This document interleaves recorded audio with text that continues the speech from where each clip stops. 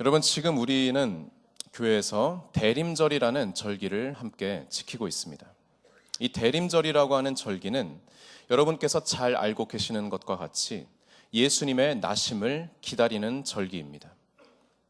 해마다 우리는 이맘때가 되면 예수님의 나심을 기대하며 또 기억하며 기념하는 행사들을 벌이고는 합니다. 방금 전에 성가대에서 부른 그런 찬양들과 그리고 우리가 함께 회중으로 하나님께 올려드렸던 그런 캐롤이라고 부르는 우리 노래들과 마찬가지입니다. 우리는 사실 이런 대림절을 준비할 때 예수님께서 12월 25일에 태어나시는 것을 기념한다는 것을, 그 사실을 알고 있는 상태에서 성탄절을 기다립니다. 즉, 이 대림절이 언제 시작되고 또 얼마 동안 진행이 되는지, 언제 끝나는지 그것을 다 알고 있는 상태에서 이 성탄을 준비하죠. 마치 우리가 축구 경기의 재방송을 보는 것과 같이 어떤 선수가 골을 넣을 것이며 골을 넣기는 넣는 것인지, 우리 팀이 이기는 것인지 지는 것인지, 지고 있다가도 다시 역전해서 이기는 것인지, 그런 거를 우리는 다 알고 있는 상태에서 경기를 이제 시청을 하곤 하죠. 하지만 예수님께서 태어나신 그 당시에는 이러한 미리 알고 있는 것이 전혀 없던 시기였습니다. 예수님께서 언제, 어디에서 태어나시는지, 아니 과연 오기는 오시는 것인지, 그러한 것들이 전혀 알려지지 않은 시대였습니다. 그런데 하나님께서는 이제 곧 예수님께서 오실 것이라는 한 가지 징조를 이스라엘 땅 가운데 보여주십니다. 그 징조는 바로 오늘 우리가 읽은 본문 속의 사가랴라고 하는 사람의 집에서 일어나게 됩니다. 누가복음의 시작인 1장은 무려 70여 절이나 되는 긴 이야기를 사가랴의 이야기에 쏟고 있습니다. 이 긴 본문을 다 읽지 않고 제가 간단히 요약해서 말씀을 드리겠습니다. 이 사가랴가 누구였냐고 하면은, 이 사람은 먼저 아론의 후손이었습니다. 레위 지파였고요. 그리고 직업이 제사장인 사람이었습니다. 그의 아내는 엘리사벳이라고 하는 여인인데, 이 여인 역시 레위 지파 출신이었습니다. 이 두 사람은 하나님 보시기에 의롭게 살아간 이들이라고 성경은 기록하고 있지만, 불행히도 이들에게는 자녀가 없었습니다. 그러던 어느 날 제사장 사가랴가 분향하기 위해서 성전에 이제 들어가게 되는데, 주님의 사자가 갑자기 그에게 나타납니다. 그러면서 내 아내 엘리사벳이 아들을 낳게 될 것이라, 그 이름을 요한이라 하라고 그 천사가 지시를 합니다. 예언을 합니다. 그러나 사가랴는 이러한 천사의 말을 믿지 못합니다. 결국 천사는 사가랴가 믿지 못한 연고로 아이가 태어날 때까지 말을 못하게 만들었습니다. 그래서 벙어리가 된 것이죠. 그 후 엘리사벳이 정말로 임신을 하게 되었고 마침내 사내 아이가 태어났습니다. 유대인의 관습에 따라서 낳은 지 8일 만에 할례를 행할 때, 그때 이제 친척들이 모여들어서 이 아이의 이름을 짓자고 그렇게 여러 가지 얘기를 나누었습니다. 그 중에 나온 얘기가 아버지의 이름을 따서 똑같이 사가랴라고 하자라고 그렇게 얘기가 나왔죠. 그런데 이러한 친척들의 의견을 묵살하고, 그리고 사가랴는 이제 말을 못하니까요, 서판에다가 이 아이의 이름을 요한이라고 하시오라고 그렇게 정해버렸습니다. 그리고 그 순간 그의 입이 열리고 혀가 풀려서 하나님을 찬양하였고, 그리고 그 자리에 있었던 많은 사람들이 이를 놀랍게 여겼다라고 하는 그러한 이야기가 누가복음 1장에 이야기되고 있습니다. 오늘 우리가 함께 읽은 본문은 이러한 사가랴가 성령의 충만함을 받아서 예언한 찬양시입니다. 여기에서 예언이라고 하는 것은 단지 우리가 흔히 쓰는 표현과 같이 미래의 일을 점쟁이처럼 제깍제깍 알아맞추는 그러한 의미의 예언이 아닙니다. 예언은 반드시 성령의 인도에 따라서 하는 것이 성경적인 예언입니다. 그런 의미에서 67절 이하부터 시작되는 사가랴의 예언은 사가랴의 입술과 그리고 사가랴의 의지에서 나온 말이기도 하지만, 그러나 그와 동시에 성령의 인도하심을 따라 하나님의 말씀을 대언하는 내용의 찬송이자 예언인 것입니다. 즉 단순히 사가랴가 기뻐서 부른 노래가 아니라 하나님의 의지가 담겨져 있는 그런 말씀인 것입니다. 오늘 우리는 대림절 4번째 주간을 맞이하여서 지키고 있습니다. 이 주간을 맞아서 이 예언, 하나님의 말씀을 통하여 성탄을 기다리는 올바른 자세에 대하여서 함께 은혜를 나누고자 합니다.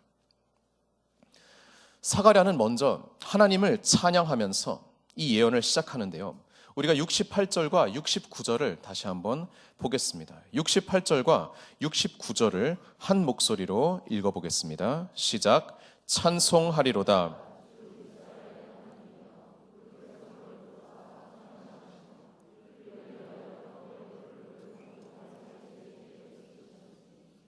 아멘. 우리 이스라엘의 하나님을 찬송합니다. 할렐루야. 여러분, 그런데 왜 찬송한다고 합니까? 그 백성, 하나님의 백성을 돌보사 속량하셨기 때문입니다.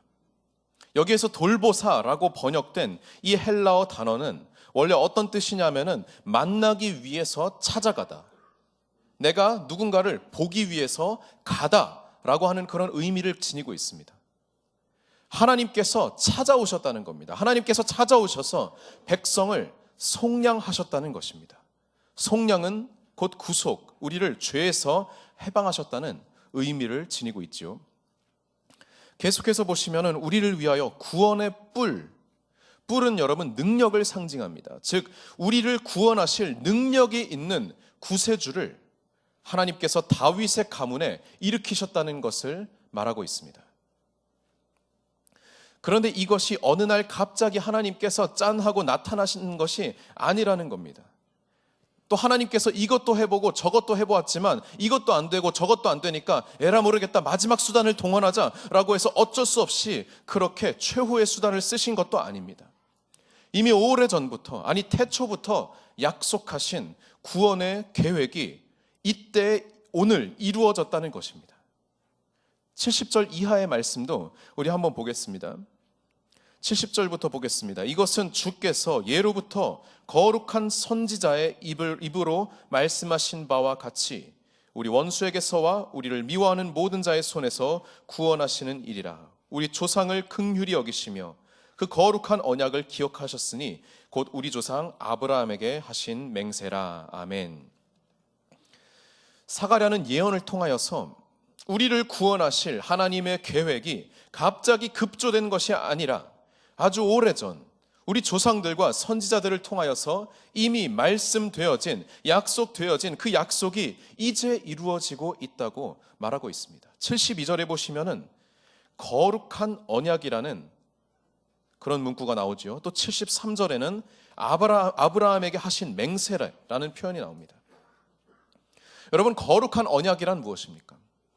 담임 목사님의 설교 말씀들을 통하여서 우리가 지금 보고 있는 출애굽기에 여러 차례 등장하고 있는 그 언약이 바로 거룩한 언약인데요. 하나님께서 이스라엘 백성과 언약을 맺으십니다.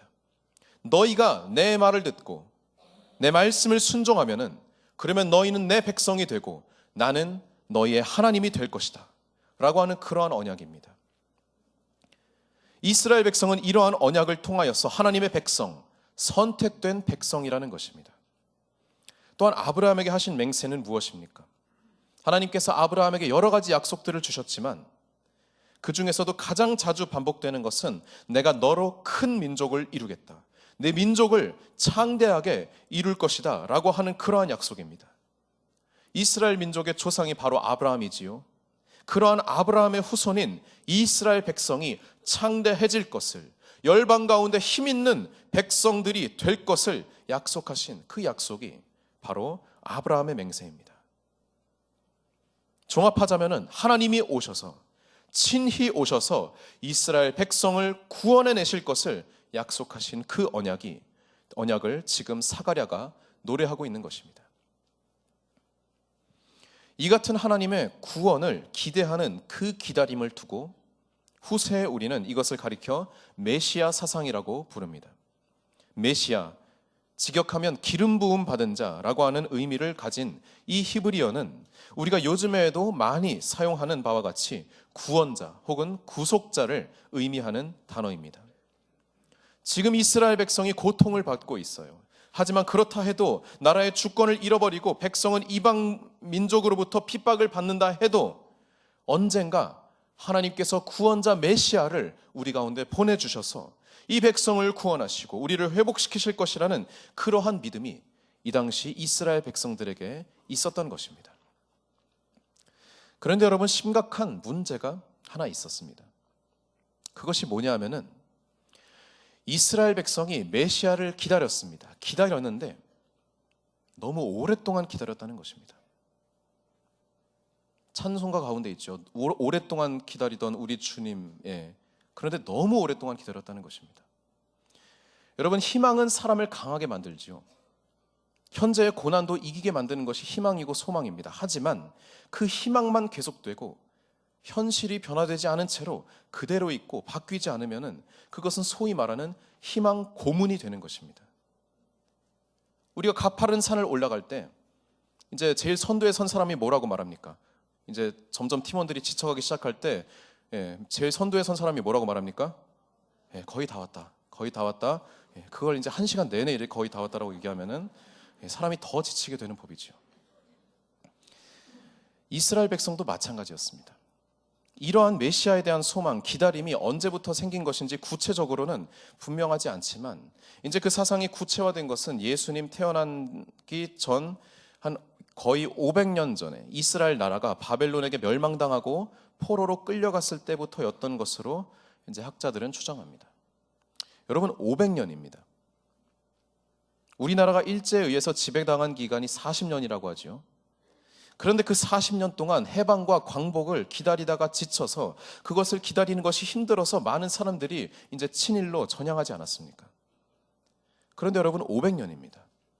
이 500년 동안 주위의 수많은 강대국들이 흥망성쇠를 반복하고 그때마다 작고 연약한 이스라엘이라는 나라는 이리 끌려다니고 저리 끌려다닐 수밖에 없었던 것입니다. 그러다가 그 모든 나라들을 다 제압하고 천하의 주인이 된 로마 제국이라고 하는 초강대국이 들어섬으로써 이스라엘은 또다시 피지배자, 피정복자의 삶을 기약 없이 살아가야 했습니다. 조금만 더 기다리면 된다, 조금만 더 참으면 된다는 것이 500년을 계속되니 이제 사람들의 희망이었던 메시아는 절망으로 바뀌기 시작했습니다. 이제 끝났다. 더 이상 가망이 없다. 이제 그냥 되는 대로 살아가야겠다라고 현실적인 삶으로 돌아오는 이들이 많아졌다는 것입니다. 사가랴의 집이야말로 이러한 절망의 시대를 잘 반영하는 그런 시대상을 보여주는 가정이었습니다. 이들 부부는 하나님을 경외하며 의롭게 살아갔다고 성경의 기자는 말하고 있지요. 하지만 그들에겐 자식이 없었습니다. 요즘에야 의도적으로 자녀를 가지지 않는 그런 부모들이 늘어나고 있다고 하지만 그 당시 부부에게 자녀가 없다고 하는 사실은 이것은 절망적인 일이었습니다. 남편은 남편으로서, 아내는 아내로서 어떠한 구실도 하지 못하는, 자기 본분을 다하지 못하고 있는 것입니다. 쓸모가 없게 된 것이나 마찬가지입니다. 누가복음 1장 7절의 다른 번역본을 보면은요, 이 엘리사벳이 원래 아이를 낳지 못하는 여자인데다가 이제는 부부가 다 나이가 들었다는 표현이 나옵니다. 원래 아이를 낳지 못하는 여자인데 이제 그마저도 부부가 다 나이가 들었다는 것입니다. 희망을 계속 찾다가 결국 절망에 이를 수밖에 없는 안타까운 이 현실, 이것이 사가랴의 가정의 현실이었고 당시 이스라엘의 상황이었습니다. 그런데 그렇게 절망에 익숙해져 버린 이스라엘 백성에게 하나님께서는 오늘 천사를 보내주셔서 하나님의 약속이 이루어질 것이라고 말씀하십니다. 아니, 약속 그 자체이신 예수님, 그분의 사자를 보내주십니다. 이제 기다림의 때가 끝났다고, 하나님의 아들, 하나님께서 보내주신 구원자 메시아가 너희 가운데 올 것이라고 말씀을 하시는 것입니다. 이제 드디어 하나님께서는 이스라엘을 구원하시는 그 계획을 이루어 주시고 구원하실 능력이 있으신 그분, 바로 메시아 예수님을 우리에게 보내주신다는 것입니다. 임신하지 못한 여인에게 내가 아들을 낳게 될 것이라는 약속이 주어졌고 그것이 이루어진 것입니다. 지금 사가랴가 품에 안고 있는 이 아이 요한, 이 아이가 바로 하나님의 언약을 성취시킬 메시아를 직접적으로 대면하고 준비시킬 자라는 것입니다. 여러분, 이것이 얼마나 복된 소식입니까? 이 얼마나 영광스러운 소식입니까? 사랑하는 성도 여러분, 요한을 잉태하기 전에 사가랴의 집이 혹시 우리의 모습과 닮아 있지는 않습니까? 아무리 기다려도 나타나지 않는 메시아, 아무리 참고 견뎌도 구원의 능력이 나타나지 않는 그런 이스라엘의 모습이 바로 우리의 모습은 아닙니까? 여러분, 인내는 쓰고 그 열매는 달다고 하지요. 하지만 문제는 그 열매가 언제, 어떻게, 어떤 모습으로 우리의 손에 쥐어질지 그것을 아무도 모른다는 것입니다. 여러분 중에는 부모의 구원을 위하여서 아주 오랫동안 기도해 오신 분들이 계시지요. 또 남편의 구원을 위하여서 혹은 자녀를 위하여서 긴 시간 동안 기도하신 분들이 계십니다. 혹은 다른 소망을 가지고 나의 취업을 위하여서, 나의 직장을 위하여서, 혹은 학업 때문에, 사업 때문에 오랫동안 남 못할 고민들을 안고 수고와 노력을 해온 분들이 있을 것입니다. 혹은 나의 질병 때문에, 혹은 나의 가족들, 특히 나의 자녀들의 질병 때문에, 선천적인 장애 때문에, 그러한 것 때문에 힘들어하는 분들이 우리 주위에도 얼마나 많은지 모릅니다. 혹은 그것이 나의 사정인지도 모르겠습니다. 목회를 하면서 신방을 다니면서 목사님, 제가 언제까지 기다려야 합니까? 언제까지 기도해야 하는 것입니까? 언제쯤 하나님께서는 그 베스트를 구원시켜 주실까요? 언제쯤 하나님께서는 나의 아이의 병을 치유해 주실까요? 언제쯤 하나님 나의 이 형편이 나아질까요? 그러한 기도의 부탁을 저에게 하실 때 여러분, 저는 드릴 말씀이 참으로 없을 때가 많습니다. 뭔가 위로를 드리고 싶지만 그것이 값싼 위로가 될까 봐 걱정이 되고, 또 목회자는 목회자인지라 뭐라고 말은 해야겠고, 그러한 마음에 딜레마가 사역하면서 얼마나 많이 찾아오는지 모르겠습니다. 한 걸음 더 나아가서 인격적으로 미성숙한 나의 모습, 죄와 실수가 가득한 나의 연약함들을 볼 때 그렇게 해서 또 누군가에게 상처를 주고 나 또한 상처를 받고 그런 악순환에 빠져 있는 나 자신을 볼 때 여러분, 우리는 기다리지요. 새롭게 바뀌어지기를, 좀 더 나아지기를, 내일은 좀 더 좋은 일이 일어나기를 기도하면서 그렇게 좀 더 행복한 하루가 되기를 우리는 기도하면서 기다립니다. 하지만 그 기다림에 끝이 보이지가 않습니다. 그러나 사랑하는 여러분, 오늘 우리가 함께 본 사가랴의 찬양을 다시 보시기 바랍니다. 주님께서 메시아를 우리에게 보내주실 것이라는 이 약속은 여러분, 하나님께서 갑작스럽게 주신 것이 아니라 이미 예로부터 말씀하신 확정된 사실이라는 것입니다. 하나님의 거룩한 언약, 모세와 맺고 아브라함과 맺으신 그 언약은 하나님께서 이미 아주 오래전부터, 아니 태초부터 계획하신 일이라는 것입니다. 하나님께서 구원하기로 작정하신 자는 무슨 일이 있어도 하나님께서 구원하고야 마십니다. 하나님께서 쓰시기로 작정한 자는 무슨 일이 있어도 하나님께서 당신의 일꾼으로 세우시고야 마는 분이십니다.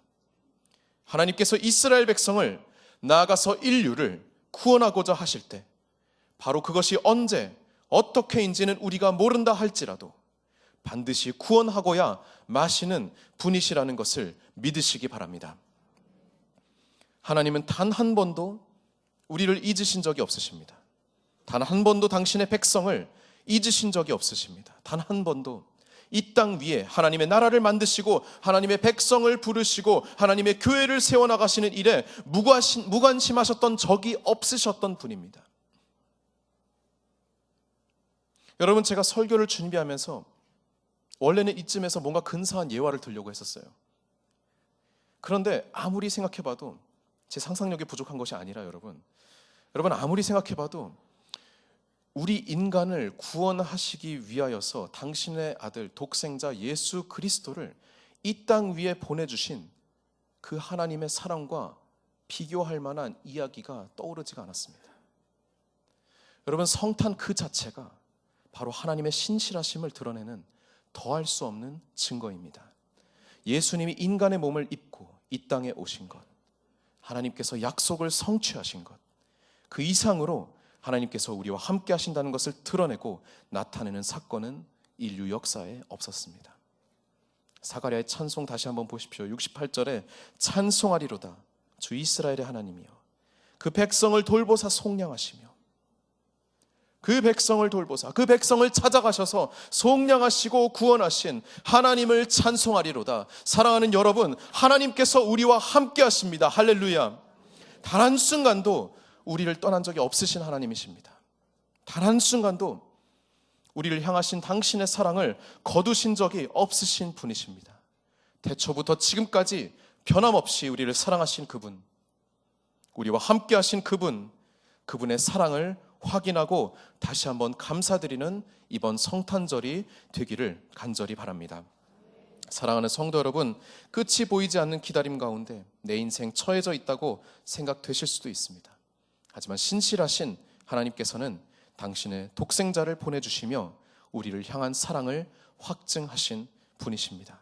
그러한 하나님의 사랑을 신뢰하시기를 주님의 이름으로 부탁드립니다. 그리하여 사가랴의 찬양이 나의 찬양이 되며 사가랴의 간증이 여러분의 간증이 되는 그런 은혜가 있기를 축원드립니다.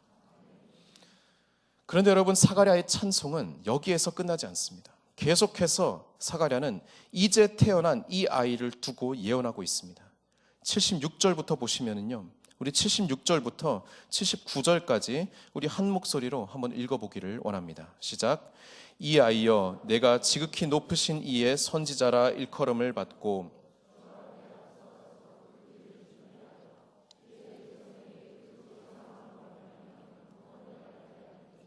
이는 우리 하나님의 긍휼로 인함이라. 이로써 돋는 해가 위로부터 우리에게 임하여 어둠과 죽음의 그늘에 앉은 자에게 비치고 우리 발을 평강의 길로 인도하시리로다 하니라. 아멘. 지금 사가랴가 품에 안고 있는 아이, 이 세례 요한에 대한 예언을 하고 있는 것인데, 실제로 세례 요한은 지극히 높으신 이 예수님의 선지자, 그 예수님의 선지자가 되어서 주님 앞서 그 길을 예비하는 자로서의 삶을 살게 됩니다. 회개하라, 천국이 가까이 왔느니라 라는 메시지를 들고 예수님과 같은 마음을 품고 같은 메시지를 전하며 예수님 앞서 길을 준비하는 역할을 담당하게 되는 것입니다. 결국 이 아이 세례 요한은 예수님의 구원의 사업에 동참하며 예수님과 함께 이스라엘과 인류를 구원하는 이 프로젝트를 준비하는 천병의 역할을 하게 됩니다. 세례 요한은 단지 그의 탄생과 존재만으로 메시아를 보여주는 존재가 된 것이 아니라 자신의 삶을 하나님께 드림으로써 메시아의 오심을 사람들에게 전하며 그 죄사함의 능력을 먼저 보여주는 사명을 감당하게 된 것입니다. 사랑하는 여러분, 우리는 앞서 하나님께서 당신의 약속에 신실하며 우리를 사랑하시는 그 사랑의 역사를 반드시 이뤄내시는 분이라고 그렇게 말씀을 나누었지요. 그런데 하나님께서 일을 시작하실 때, 그때 이 일로 인하여서 생겨나는 엄청난 혜택, 우리는 보통 은혜라고 부르는 그것을 얻는 우리는 어떠한 자세를 가져야겠습니까? 가만히 앉아서 그 은혜만 누리면 되겠습니까, 여러분? 사과나무 밑에 누워서 가만히 사과가 익어서 떨어지기만을 여러분 기다리겠습니까? 그렇지 않다는 것입니다. 적어도 성경은 그렇게 말하고 있지 않습니다. 사과가 떨어질 것 같으면은 그러면 적어도 그 사과를 받을 마음의 준비는 해야지요. 그리고 사과가 더러운 곳에 떨어지지 않도록 그 나무 밑동을 좀 청소도 해놓고 지저분한 것들 좀 치우고 한 걸음 더 나아가서 이 사과를 먹지 못해서 방황하고 있는 이들에게 이제 사과가 다 익어서 떨어진다고 함께 이 자리로 와서 그 사과를 함께 나눠 먹자고 알려줘야 하지 않겠습니까? 이것이 세례 요한이 하나님께 받은 역할입니다. 주님의 길을 예비하는 것, 이제 곧 시작될 예수 그리스도 메시아의 사역을 앞서 준비하는 것이 하나님께서 그에게 주셨던 사명이었습니다. 아직 준비가 되지 않은 사람들의 마음밭을 먼저 기경해 놓고 그들이 죄인이라는 것을 깨닫게 해주며 너희는 죄인이기 때문에 반드시 죄사함의 구원이 필요하다라고 하는 그러한 너희는 그런 존재들이라는 것을 알게 하는 것, 이것이 이후에도 계속되는 세례 요한의 사명이라는 것입니다. 이제 곧 메시아가 너희 앞에 나타날 것이다. 그분 앞에 무릎을 꿇어라. 나는 그분에 비하면 아무것도 아닌 존재이지만 그분은 세상 죄를 지고 가는 어린 양, 하나님의 아들이라는 것을 선포했던 것입니다. 오래전부터 있었던 하나님의 약속이 이제 이루어졌다는 것을 알리는 그 메신저, 그 전령의 역할을 세례 요한은 하고 있는 것입니다. 사랑하는 여러분, 이러한 사명, 이러한 사역은 단지 세례 요한의 그것만이 아니라는 것을 기억하시기 바랍니다. 2000년 전 메시아 예수님의 나타나심을 예고했던 것이 세례 요한의 사명이라면, 이제 오늘 이미 나타나신 예수님을 선포하며 전하는 것이 오늘 우리의 사명인 줄 믿으시기 바랍니다. 하나님의 함께 하신다는 약속, 그 사랑하신다는 약속, 구원하신다는 약속을 이제는 나 혼자만 알고 있는 것이 아니라 우리의 이웃들도 함께 누리고, 함께 기뻐하고, 함께 회개하며, 함께 주님께 무릎 꿇는 시간을 기대해 보는 것은 어떻겠습니까? 사랑하는 성도 여러분, 예수님의 나심은 우리에게 그 무엇과도 비교할 수 없는 기쁜 소식이며 복된 소식입니다. 그러나 그 기쁨을 은혜로 누리는 우리가 이 기쁨을 나의 만족으로만 알고 더 이상 흘려보내지 않는다면 이는 하나님의 말씀에 대한 이해가 전혀 없는 것입니다.